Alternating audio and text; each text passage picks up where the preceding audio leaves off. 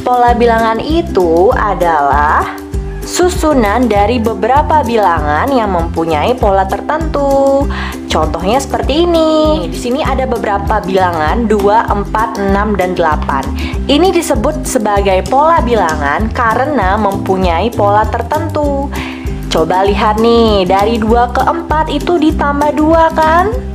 Dari 4 ke 6 juga ditambah 2. Dari 6 ke 8 juga ditambah 2. Karena polanya itu terus bertambah 2 dan pertambahannya itu sama, maka bilangan-bilangan ini disebut dengan pola bilangan. Seperti itu.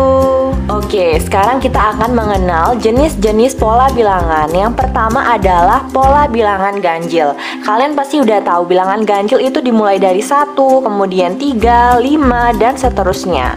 Nah, sekarang misalkan kita mau cari bilangan ganjil yang kelima. Jadi kita tinggal lanjutin aja kan yang ini.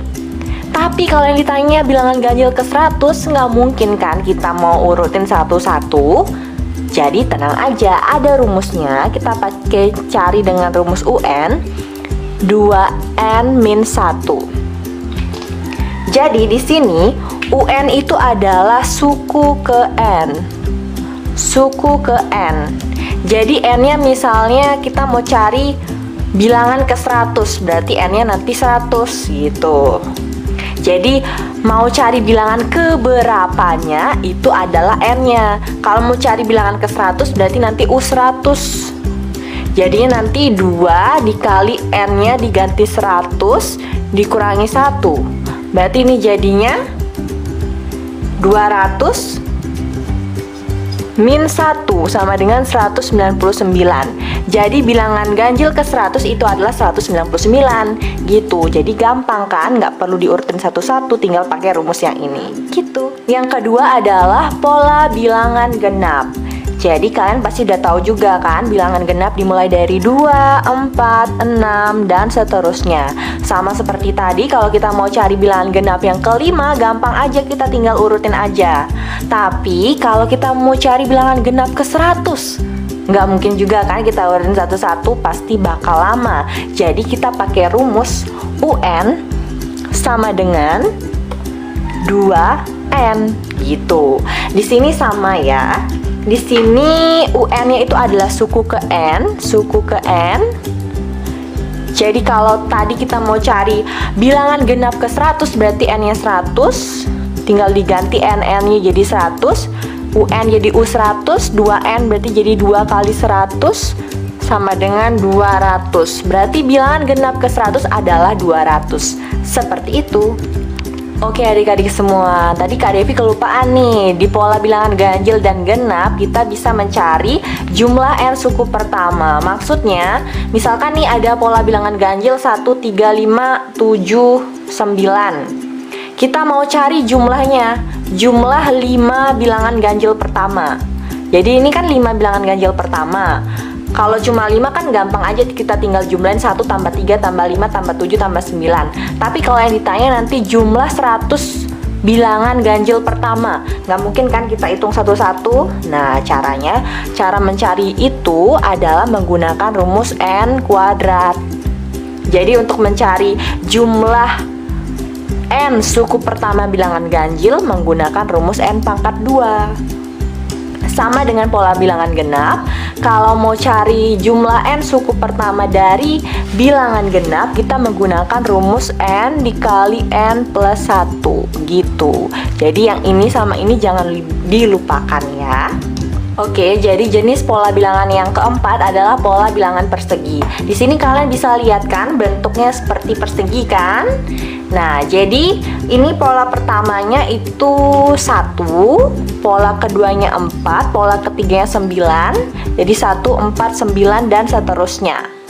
Sama seperti yang tadi, kalau kita mau cari pola bilangan persegi yang ke 100, yang ke 1000, nggak mungkin kan kita buat satu-satu. Jadi kita pakai rumus UN sama dengan N pangkat 2. Jadi N-nya itu adalah pola bilangan keberapanya ya, jangan lupa. Kemudian yang kelima adalah pola bilangan persegi panjang. Di sini pola bilangan persegi panjang dimulai dari 2, kemudian 6, kemudian 12 dan seterusnya. Di sini sama juga, kalau kita mau cari pola bilangan ke 100 dari persegi panjang, nggak mungkin kan kita cari satu-satu. Jadi kita pakai rumus UN sama dengan N dikali N plus 1 gitu. Jadi biasanya pola bilangan persegi dan persegi panjang ini disajikan dalam bentuk gambar kayak gini. Jadi kalian harus ingat nih, kalau bentuknya kayak gini, berarti pasti dia persegi nih. Jadi kalau mencari U100 tinggal pakai rumus N pangkat 2. Kemudian juga kalau bentuknya seperti ini, nanti gambar yang disajikan, kalian harus ingat, oh itu pola persegi panjang. Dan untuk mencari pola bilangan selanjutnya, suku ke N ya, pakai rumus N dikali N plus 1 gitu. Oke, yang selanjutnya adalah pola bilangan segitiga. Di sini kalian bisa lihat ya, bentuknya segitiga pola bilangannya. Jadi dimulai dari 1, kemudian 3, kemudian 5 dan seterusnya. Sama seperti tadi, kalau kalian lihat pola seperti ini, kalian harus ingat, oh itu pola segitiga. Dan untuk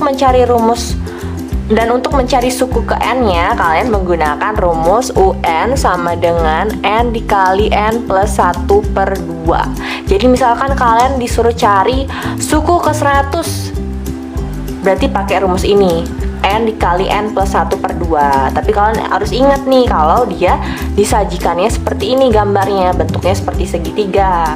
Oke, pola bilangan yang ketujuh adalah pola bilangan Fibonacci. Di sini contohnya Kak Devi kasih nih 1, 1, 2, 3, 5. Kok bisa kayak gitu? Apa sih maksudnya Fibonacci? Jadi gini.